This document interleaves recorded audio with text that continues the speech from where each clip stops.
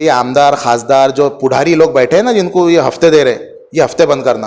मेरे को इल्जाम लगा रहे हैं कि आमदार खासदार को इसका हफ्ता पहुंचता है। सर नुकसान कैसा पहुंचा, जबकि एमआईएम तो बहुत ही एक 0.04% वोट ले सकी है ना। हाँ, समाजवादी पार्टी को हराने के लिए बीजेपी ने एड़ी चोटी का जोर लगाया पिछले 3 टर्म से 15 साल से, मगर हरा नहीं सकी।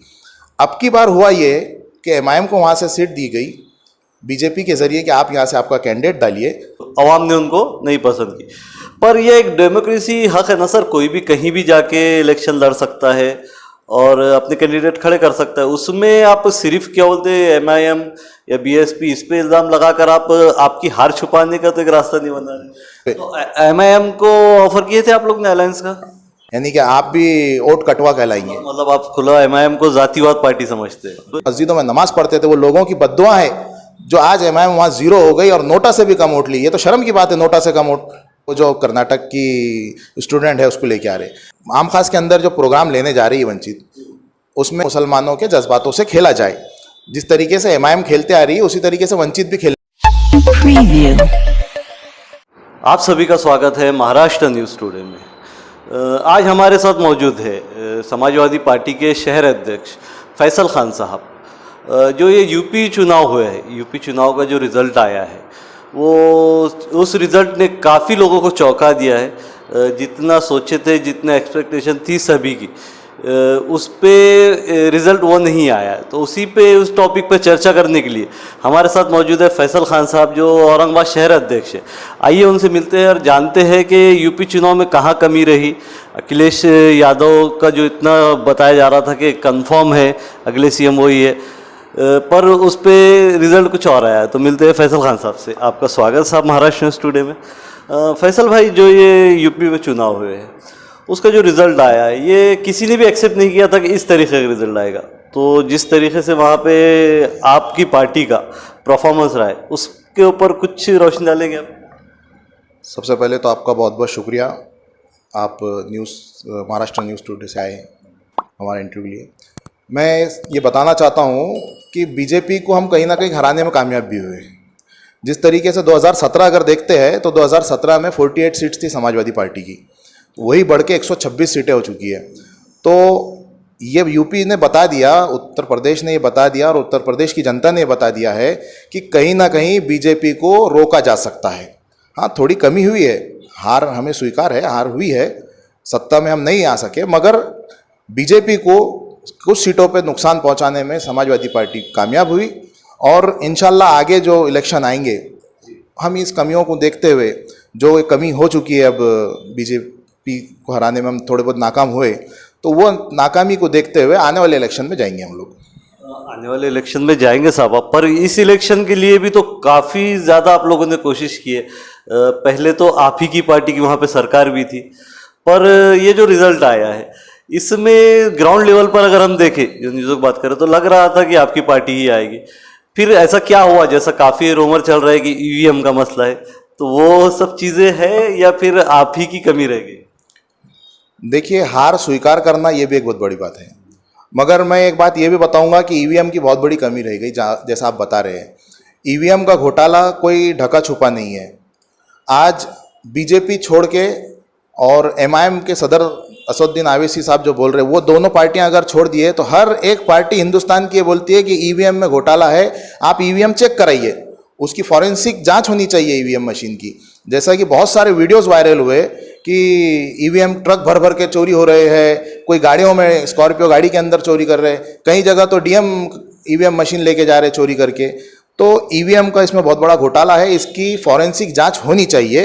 ये मेरी एक अपनी डिमांड है। सर, अगर ईवीएम का घोटाला होता तो आपकी जो इतनी सारी सीटें अभी आप बताए हैं कि कुछ नुकसान तो आपने पहुंचा है, तो फिर अगर ईवीएम का अगर मसला रहता तो वो नुकसान नहीं पहुंचा सकते थे?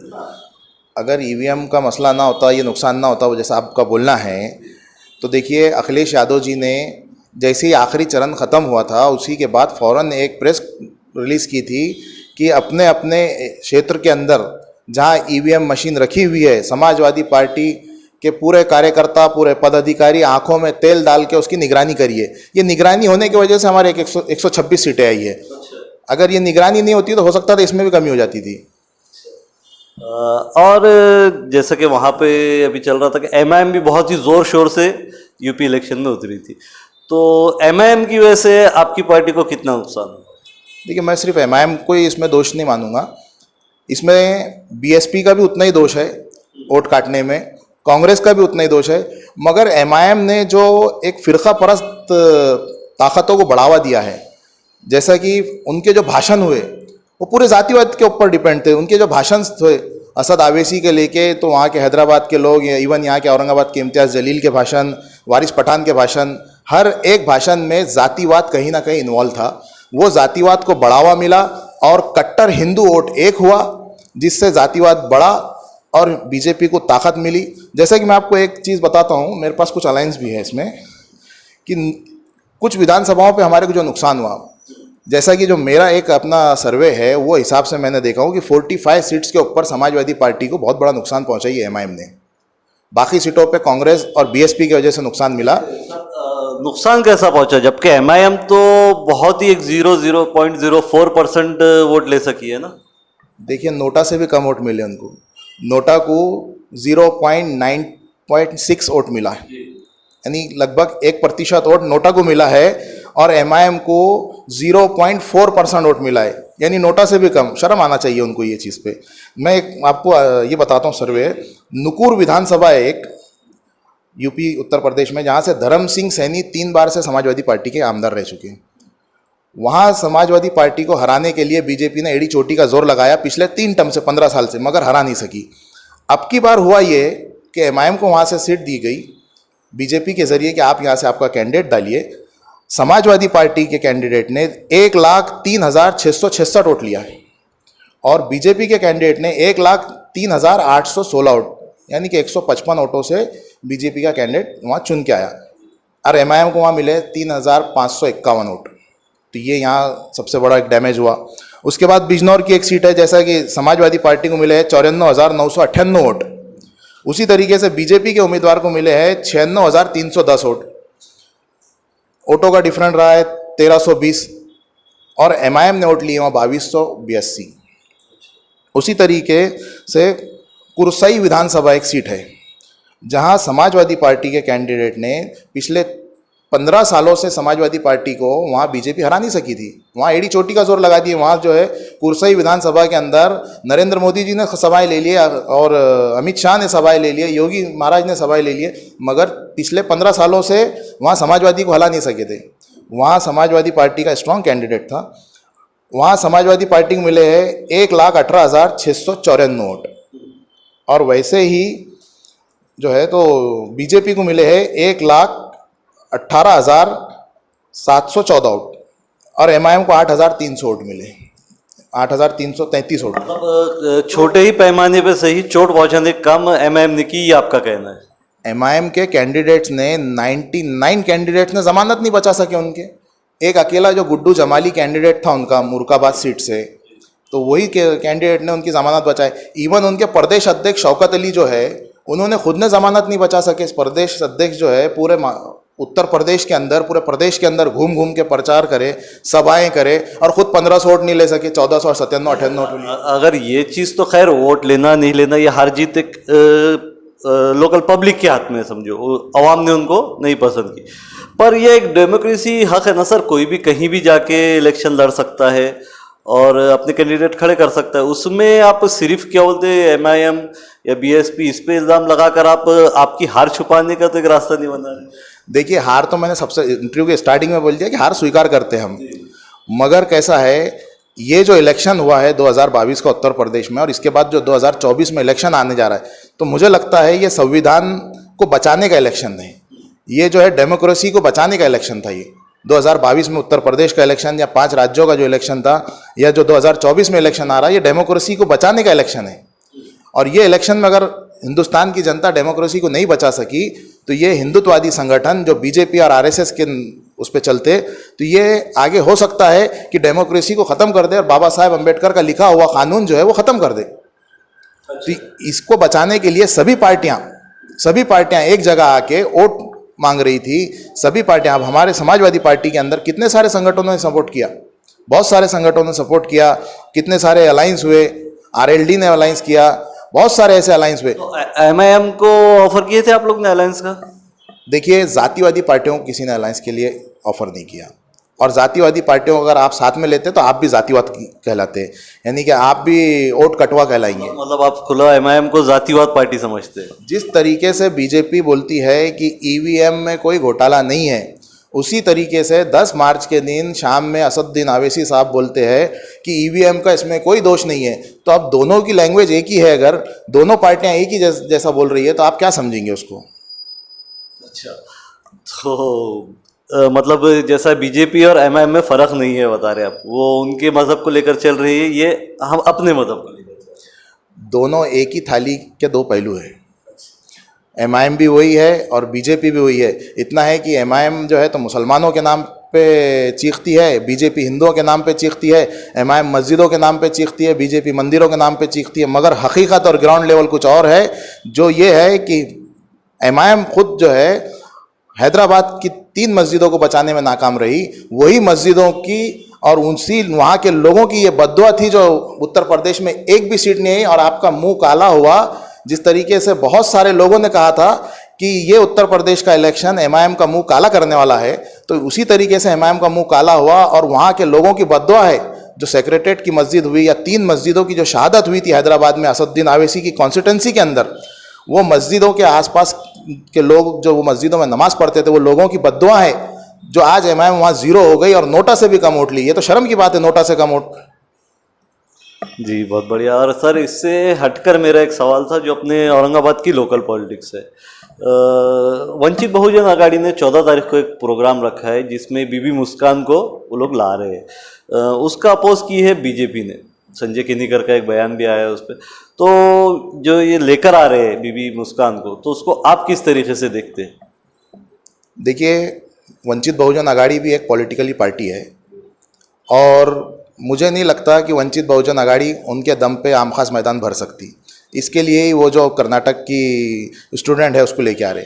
अब बीजेपी तो जातिवादी पार्टी है ही और वो उसका अगेंस्ट करने ही वाली है, और इसमें बीजेपी इसलिए उठी है ताकि एमआईएम की ज़मीन कहीं ना कहीं सरकती नज़र आ रही है उनको।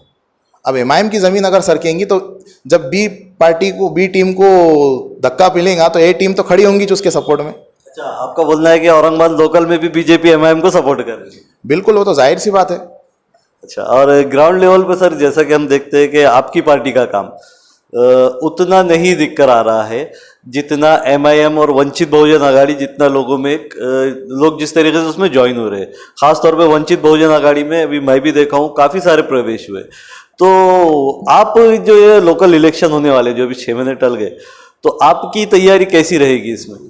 देखिए, आप जो बोल रहे हैं कि काम दिख के नहीं आ रहा, आप पिछले 1 साल से आप भी रिपोर्टिंग कर रहे हैं हमारे साथ। आपके न्यूज़ चैनल पे हमारी काफ़ी सारे न्यूज़ होंगी जो कुछ लोगों को उतने लोग आपके साथ नहीं जुड़ रहे ना जितने एमआईएम और वंचित के साथ जुड़ रहे लोग। देखिए, एमआईएम अभी इलेक्शन नज़दीक है तो लोग अपने वोट सेव करते। अब वंचित वाले दलित कैटर्स कहाँ ज़्यादा है वो देख के वहाँ के इच्छुक उम्मीदवार वहाँ घुस जा रहे। मुस्लिम उम्मीदवार देख रहे कि कहाँ मुसलमानों का सपोर्ट हमें मिल जाएगा तो वो वार्डों में घुस जा रहे। तो हमारी पार्टी में भी अगर आप देखना चाहते तो आज ही हमारा शाम में 4 बजे एक कार्यकर्ता मिला हुआ है। तो हमने ये मंथन रखा है समाजवादी पार्टी की तरफ से गेंदा भवन के अंदर, तो वहाँ आप देख सकते हैं आज हमारे पास कितने लोग जुड़ रहे। उसी तरीके से हमारे पास पिछले 6 महीने के अंदर जितने लोग हमारे समाजवादी पार्टी में जुड़े हैं, मुझे नहीं लगता वंचित और एमआईएम में इतने जुड़े होंगे। बल्कि वंचित और एमआईएम से लोग गए, बहुत सारे गए भी है, एमआईएम के लोग हमारे पास भी कुछ आए हुए हैं। तो सर, ये यहाँ पर ऐसा नहीं हो रहा है कि हम लोग अगर ये मुस्लिम और हिंदू की अगर बात छोड़ के डेवलपमेंट पे इलेक्शन करें तो सही नहीं रहेगा, जबकि ये पार्टी कह रही है कि हमारे पास इतने मुस्लिम कैंडिडेट है, हमारे पास इतने। तो ये चीज़ कभी ख़त्म होगी हमारी ज़िंदगियों में कि बग़ैर जातिवाद के इलेक्शन होगा? देखिए, इसका जीता जागता सबूत उत्तर प्रदेश के इलेक्शन है। उत्तर प्रदेश के अंदर समाजवादी पार्टी ने सिर्फ डेवलपमेंट के ऊपर इलेक्शन लड़ी, ना किसी धर्म के नाम पे, ना जात के, ना मंदिर, ना मस्जिद, किसी के नाम पे वोट नहीं मांगा। सिर्फ मांगा है तो विकास के नाम पे, डेवलपमेंट के नाम पे, नौकरियों के नाम पे, पेंशन देने के लिए, लोगों को रोजगार देने के लिए वोट मांगा है। और उसी तरीके से समाजवादी पार्टी औरंगाबाद के अंदर भी सिर्फ डेवलपमेंट के लिए वोट मांगेगी। क्योंकि आज हो ये रहा है, आप वंचित की जिस तरीके से बात कर रहे हैं, उसके बाद एमआईएम हो गई है, जो भी कोई पार्टियां हैं, आज हर कोई पार्टी मंदिर मस्जिद, अभी वो आम खास के अंदर जो प्रोग्राम लेने जा रही है वंचित, उसमें वो मुस्लिम गर्ल जो स्टूडेंट है मुस्कान, तो उनको जो लाना हो रहा है, तो आप इसको किस वे से देखते हैं? क्या ये मुसलमानों को बुलाने की पॉलिटिक्स नहीं है या मुसलमानों को वर्गलाने की पॉलिटिक्स नहीं है? मैं ये नहीं बोलता हूँ कि वो ना बुलाए करके, वो उनके पॉलिटिकली अपना मुद्दा है, वो उठाए, कुछ भी करे, उससे हमें कुछ एतराज़ नहीं। मगर ये मुद्दा जो लाना है सामने, तो इसीलिए लाना है ताकि मुसलमानों के जज्बातों से खेला जाए। जिस तरीके से एमआईएम खेलते आ रही है, उसी तरीके से वंचित भी खेलना चाह रही है इस पे। मतलब आप कहीं ना कहीं बीजेपी से वो है कि बीजेपी ने इसका अपोज करके सही किया कि आप पॉलिटिक्स कर रहे हो बच्ची से? देखिए, बीजेपी ने क्यों अपोज करी मैंने आपको बता दिया, क्योंकि बी टीम को तकलीफ पहुंचेंगी तो ए टीम खड़े हो जाएंगी, उसके लिए बीजेपी अपोज कर रही है। मेरा उनके कोई अपोज नहीं है, वो प्रोग्राम को कोई अपोज नहीं है, वो प्रोग्राम ले, खुशी से ले, मगर अपने दम पे ले। भाई प्रकाश अंबेडकर साहब के नाम पे पब्लिक को जमा करे, वंचित क्या काम करने वाली वो बताए, वहाँ वो खड़े रह के स्टेज से ये बताए कि वंचित अघाड़ी क्या कर सकती है। अगर हमारा प्रोग्राम होगा तो हम ये हमारा एजेंडा बताएंगे कि औरंगाबाद की जनता कौन सी परेशानियों में है और हम कौन सी परेशानियों को उनके हल करके दे सकते। हम किसी जात और धर्म के नाम पे कोई पॉलिटिकली प्रोग्राम नहीं लेंगे। और सर, इससे हटके एक सवाल ऐसा था मेरा, जो औरंगाबाद में आज हम यूथ को देखें, आप भी यूथ है, यूथ आइकॉन है, अक्सर ही मैं सवाल करता हूँ, जो नशे का एक बहुत ज़्यादा हमारे पास बढ़ावा हो गया है बोलेंगे उसके, या बहुत ज़्यादा नौजवान नशे की तरफ मुब्तला हो गए, तो उसको आप किस तरीके से देखते हैं और क्या मैसेज देना चाहेंगे हमारी यूथ को आप? और इस पे मेरे वास्ते बहुत अच्छा एक मैसेज है पूरे यूथ के लिए। और जो नशे का कारोबार करते, जो नशा बाज़ार में बेचते, वो लोगों ने सबसे पहले जो ये आमदार खासदार जो पुढ़ारी लोग बैठे हैं ना, जिनको ये हफ्ते दे रहे, ये हफ्ते बंद करना, और वो लोगों को शर्म आना जो हफ्ते से अपनी ज़िंदगी चला रहे, वो लोग हफ्ते अगर ना लेना तो औरंगाबाद शहर में एक वो पूड़ी आती खाने की, वो पूड़ी तक ना बिक सके। क्योंकि ये जो हफ्ते खा रहे हैं ना, हफ्तेखोर लोग जो है, आमदार खासदार सभी इन्वॉल्व है इसके अंदर। मतलब आप डायरेक्ट इल्ज़ाम लगा रहे हैं कि आमदार खासदार को इसका हफ्ता पहुंचता है? सभी लोग इसमें इन्वॉल्व है। अगर ये लोग इन्वॉल्व ना होते तो इतना खुलेआम नशे का कारोबार नहीं होता था औरंगाबाद शहर के अंदर। आप हर जगह देखिए, एक छोटे से बच्चे को अगर कोई टपरी भेज दिया तो उसको बगैर कुछ पूछे कि उसको नशे की चीज़ें दी जाती है। तो इसमें क्यों पुलिस कमिश्नर साहब भी क्यों खामोश है? हर किसी को इसमें हफ्ता जा रहा, अगर हफ्ता ना जाता तो ये काम नहीं होता था। बहुत बड़े सर, बहुत शुक्रिया हमको वक्त देने के लिए। तो आप सुन रहे थे फैसल खान साहब को, जिनसे काफ़ी सारे मुद्दों पर हमारी आज बातचीत हुई है। ऐसे ही और मुद्दे देखने के लिए हमारे चैनल को सब्सक्राइब कीजिए, इस वीडियो को लाइक कीजिए और ज़्यादा से ज़्यादा शेयर कीजिए। मैं शाहब यासीन, महाराष्ट्र न्यूज़ टुडे, औरंगाबाद।